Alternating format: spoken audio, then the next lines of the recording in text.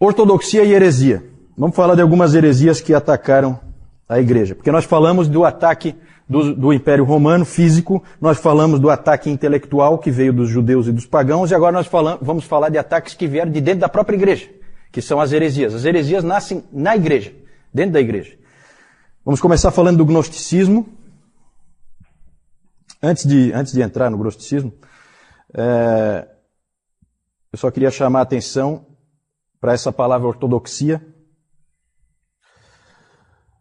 A reação e o estabelecimento do que é realmente o cristianismo, do que é a fé cristã, passou a ser chamado de ortodoxia. Toda vez que a igreja estabelecia, não, a verdade é essa aqui, isso é ortodoxia. Há acordo de que isso aqui é a verdade. Então isso é ortodoxia. Tudo que não se encaixar com isso é heresia. Então essa linha teve que ser feita porque começou a ficar extremamente complicada a situação. Nós temos que tentar nos colocar naquela época, nós temos que tentar entrar um pouquinho naquele período, naqueles primeiros 500 anos da história. É totalmente diferente. Você não tem a Bíblia, você tem só o Velho Testamento. O que nós devemos crer a respeito de Cristo? O que nós devemos crer a respeito da Trindade? Tudo é complicado, tudo é complicado. Dependia-se demais de guias que soubessem interpretar, que soubessem chegar à verdade. Era uma situação difícil. E alguém disse que o século II e o século III foram uma época de confusão produtiva, essa expressão, confusão produtiva para a igreja. Porque essas heresias, gente, nós vamos ver isso, essas heresias acabaram fazendo com que a igreja se posicionasse em relação a uma série de coisas. A heresia instigou a igreja a fixar a ortodoxia. Porque a igreja estava tranquila, vinha vivendo e tal, e daqui a pouco começa a aparecer um ensino esquisito, depois mais um outro ensino esquisito, e agora? Quem é que está certo? Será que o Marson está certo? Será que o Montano está certo? Então é complicado. O gnosticismo era uma coisa que havia em todo o Império Romano, na Antiguidade, já aparece no Novo Testamento, né? Gnosticismo dentro da igreja. E sempre foi um problema. Ele era terrível de lidar. Aurênio disse que o gnosticismo é como a hidra mitológica. O que é a hidra? Quem é que sabe o que é a hidra? Como é que era a hidra? A hidra era um ser mitológico, né? Uma serpente com um monte de cabeças. Se você cortasse uma cabeça, o que acontecia? Crescia mais um monte de outras, né? E assim ela ia aumentando. E o Aurênio disse que era assim o gnosticismo. Você vai e ataca ele por um lado, ele sai pelo outro. Porque ele é uma mistura de tudo que é religião, uma confusão danada. E havia um tipo de gnosticismo que era um gnosticismo cristão, ou seja, envolvia Cristo. Existia gnosticismo que não era cristão, mas existia gnosticismo que era cristão. É claro que o gnosticismo, ele sempre é docético. O que é esse palavrão aí, docético? Docetismo é uma doutrina que diz que Jesus Cristo não era um homem. Ele parecia um homem, mas ele não era. E os gnósticos criam realmente que Jesus era um tipo de espírito iluminado, alguma coisa assim, mais ou menos como os espíritas creem hoje, né? O espiritismo eu acho que tem bastante de gnosticismo.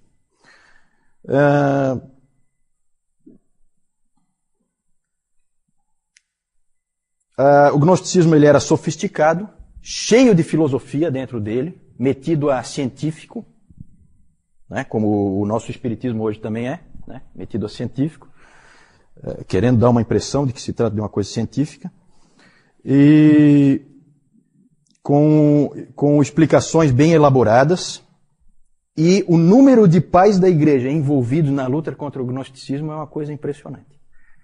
O que teve que quase que se fazer um exército de homens para atacar o gnosticismo e conseguir eliminá-lo da igreja. E nós temos que ser gratos, sabe, a esse tipo de soldados que lutaram no passado, porque esse tipo de heresia podia ter destruído a fé cristã. E é claro que Deus está no controle, Deus é soberano e tal, mas ele usa homens. Ele usou homens. Vários tiveram que atacar o gnosticismo. Algumas ideias, o gnosticismo é muito complexo, não tem como a gente entrar em detalhes, mas algumas ideias típicas do gnosticismo que sempre vão aparecer é, por exemplo, o dualismo. Existe um Deus bom e um Deus mau. O Deus mau na versão cristã, o Deus mau é o que criou esse mundo, porque esse mundo é mau. Então foi o Deus mau que criou esse mundo. É o Deus do Velho Testamento. E o outro Deus é o Deus bom, que é o Pai. O Pai e Jeová são dois deuses diferentes dentro da visão gnóstica e que estão em constante conflito. A salvação, ela nada mais é do que escapar desse mundo material, porque a matéria é ruim, escapar do mundo material e conseguir ir para o mundo espiritual. Cada vez mais para o mundo espiritual. E onde é que entra Jesus nisso aí? Ele é um guia para te levar para esse mundo espiritual. A salvação dele é só nesse sentido, não tem nada a ver com cruz, nada, isso aí tudo está fora, tá? Dentro do gnosticismo. Então é uma heresia bem clara. E é interessante porque o gnosticismo ele apela muito, né? Porque havia todo tipo de esquema. Sabe essas coisas assim que o ser humano gosta, certo? Existia um esquema lá que eram 365 níveis que você tinha que galgar de espiritualidade. Porque no gnosticismo, você é salvo pelo conhecimento. E conhecimento espiritual. Então havia 365 níveis que você tinha que galgar. Em cada um havia um senhor. Esses níveis são chamados de eons. Havia um senhor e uma palavra-chave que você tinha que usar para superar aquele senhor daquele nível. Para você ir se libertando. Esse tipo de coisa apela, tá, para o ser humano. O ser humano gosta desse tipo de bobagem. Até videogame é assim, né? O pessoal do videogame, né? Não é assim, vários níveis. Aí você tem lá uma palavra-chave que você entra, não sei o que, tal, você consegue ir para outro nível. É mais ou menos por aí. O David Calhoun, ele compara a luta dos gnósticos nesses níveis com Star Wars do 2º século. Né? É mais ou menos isso. No gnosticismo, como eu já disse, a salvação é pelo conhecimento. Hoje nós temos aí a nova era, que é bem, né, um renascimento, um reavivamento do gnosticismo, com todas as suas facetas. Sempre vai ter várias formas. Ele nunca é uma coisa definida, clara, é sempre meio nebulosa. Naquela época, uma coisa muito interessante, que vai ser muito importante na história da igreja, é que os gnósticos começaram a escrever um monte. E começaram a dizer que quem escreveu foi o apóstolo tal, foi o apóstolo tal. Aí começaram a aparecer aquele monte de evangelhos. Um dos mais famosos é o Evangelho de Tomé, que tem aquelas historinhas, né, de Jesus na infância, sabe aquelas? Que daí ele ressuscitou o passarinho e não sei o quê. Tudo falso, tudo absolutamente falso, escrito por gnósticos. E no Evangelho de Tomé a tentativa qual era? Colocar essas doutrinas falsas na boca de Jesus Cristo. Fazer com que ele tivesse dito aquilo. E a igreja teve que lutar contra esse tipo de coisa. Aí apareceu o Evangelho de Tomé, o Evangelho de Pedro, o Evangelho de Judas, esse que acharam agora recentemente, como se fosse uma coisa assim fantástica. Todo mundo sabe desde o 2º século que tem um monte de evangelho circulando. Não tem nada de especial em ter aparecido, o Evangelho de Judas. Todo mundo sabia que tinha esses evangelhos. Esse é só mais um. Todos eles falsos.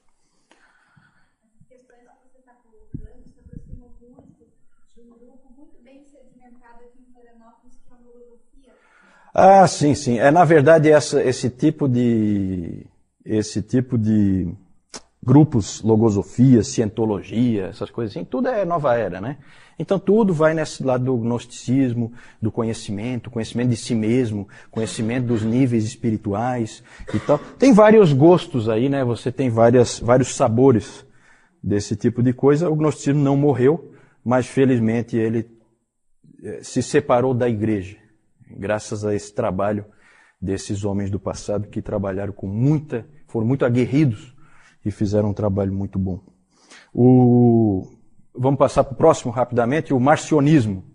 Márcio? Estou trazendo mais um. E esse é bom, hein? Esse aí é dos bons. Alguém já disse que esse Marcion foi o maior inimigo...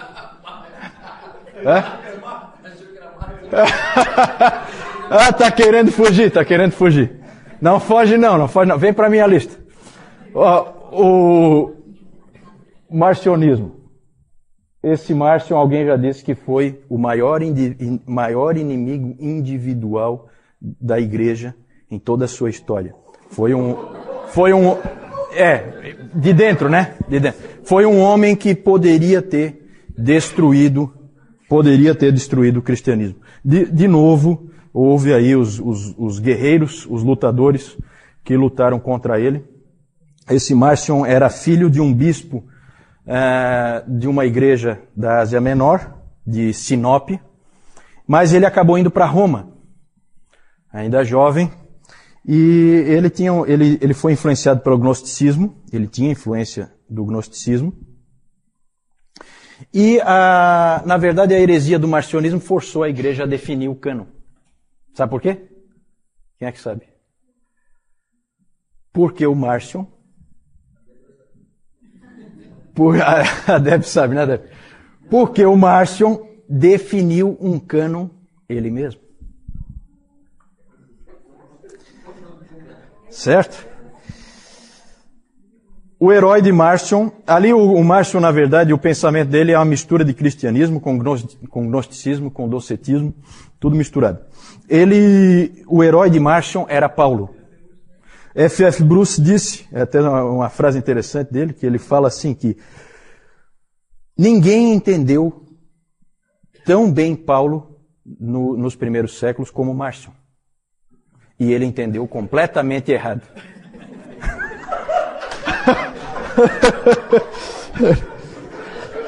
É uma frase dúbia, né?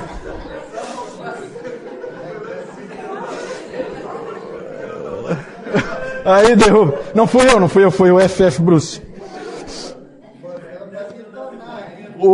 O Márcio achava que o Deus do Velho Testamento criou este mundo, no estilo dos gnósticos, né?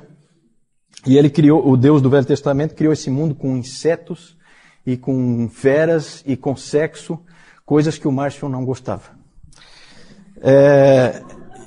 Tudo que era do corpo, para Márcio, a matéria era do mal, e o corpo era a coisa mais odiosa já criada, né? O corpo humano. O Tertuliano, inclusive, fez uma chacota do Márcio. Ele fez uma chacota. Ele chegou e escreveu assim: Ó Márcio, de que maneira tu vieste a existir?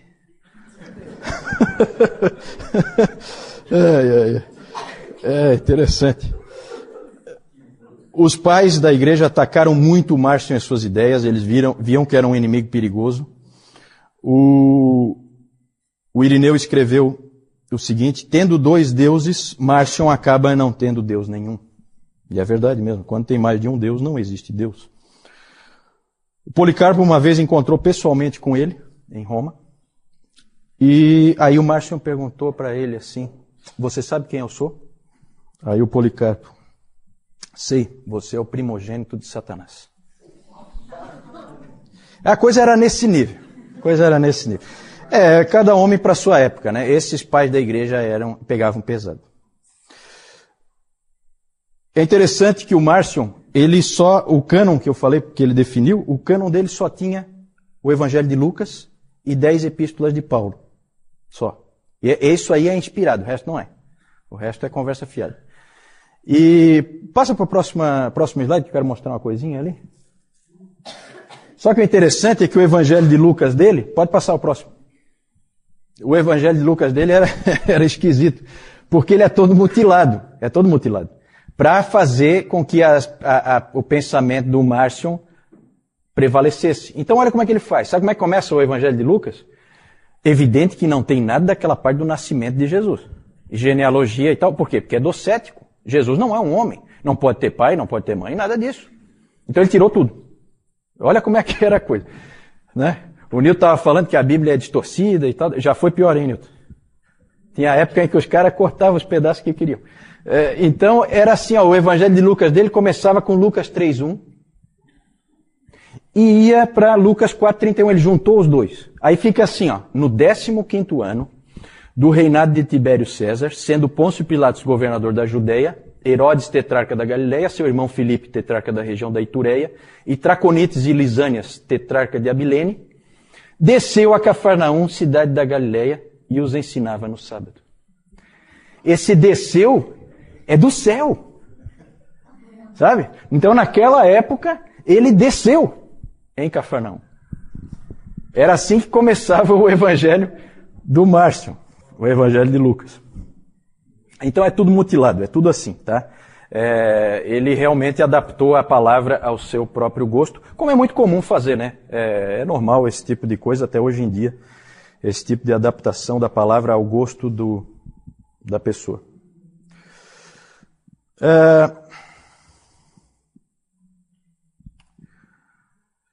Podemos voltar ali? Volta mais um pouquinho? Isso, deixa só esse aí. Vamos falar do montanismo. O montanismo, os outros dois fica bem claro que eram heresias, não tinha muita dificuldade de definir como heresia. O montanismo é mais sutil, mais difícil de identificar. Foi considerado heresia, por fim, mas ele foi mais difícil assim de refutar. Ele é diferente dos outros dois. Montano era um bispo da região da Frígia. Ele, na metade do segundo século, na verdade é assim, ó, o Montano, o ensino dele era de uma ênfase no Espírito Santo. E em dons miraculosos do Espírito Santo. Porque o que aconteceu na metade do segundo século? Metade do segundo século, vocês aqui? Quando é mais ou menos? Metade do segundo século? 150. Lá mais ou menos ali pelo ano 150. Muito bom. E o que começou a acontecer? Todos os dons miraculosos começaram a desaparecer da igreja. Não havia mais profecias, não havia mais curas. Tudo começou a desaparecer, simplesmente desapareceu, não acontecia mais. E diante dessa circunstância, você pode ter duas abordagens. A que a maioria seguiu, de que Deus descontinuou isso. Simplesmente não interessava mais fazer. Então Deus parou esse tipo de ação.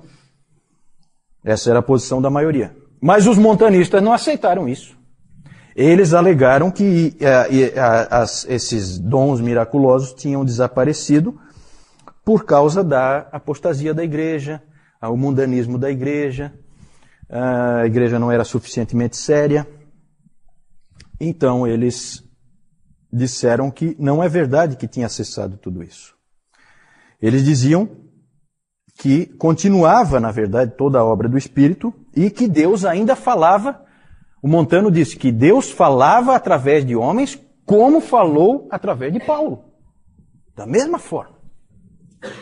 Especialmente através de um homem. Adivinha quem? Ele mesmo. Montano. Né? Então ele dizia que Deus continuava falando através dele e de algumas pessoas que eram do grupo dele, no caso duas mulheres, duas profetisas, Prisca e Maximila. Essas duas ele dizia também que recebiam revelações diretas da parte de Deus. Há inclusive registros de que uma vez Montano disse: "Eu sou o Deus onipotente habitando em um homem." Humilde. Não tem nenhum Montano aí não, né? Não. Humilde tem, né? Então tá bom. Essa então era uma ênfase muito forte nos dons do Espírito, no Espírito Santo. Ele dizia inclusive que tinha terminado a era do Filho e que estávamos entrando numa nova era, a era do Espírito. E eles também tinham uma ênfase muito forte no fim dos tempos, na vinda iminente de Cristo. Outra ênfase deles era uma disciplina extremamente rígida. Eles eram extremamente ascéticos. Uma vida assim de privações eles seguiam.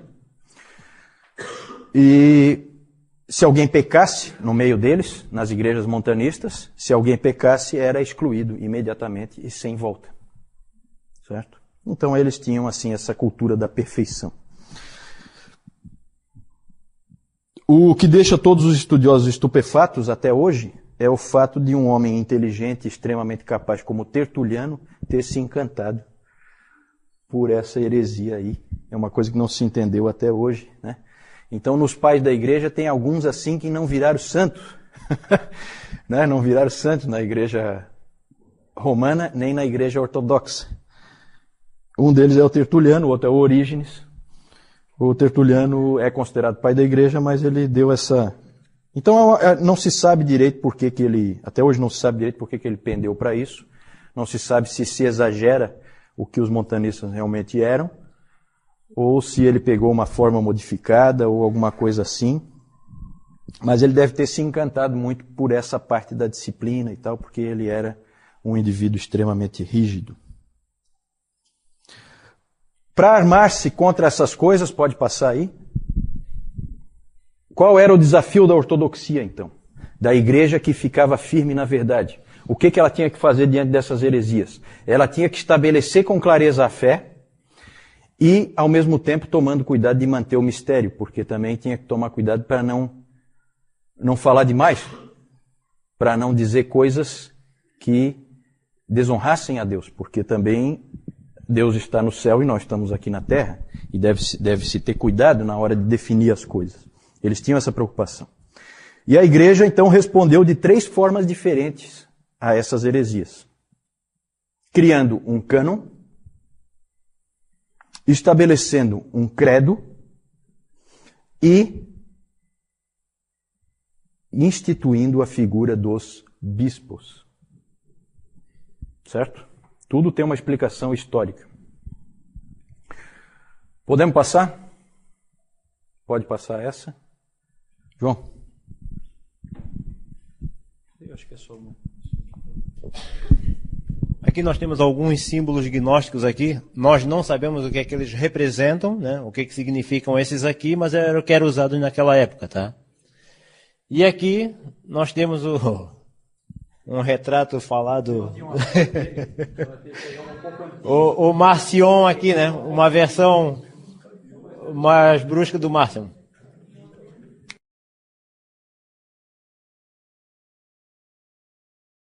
Se aparece combate ao agnosticismo no Novo Testamento. Principalmente em Colossenses aparece.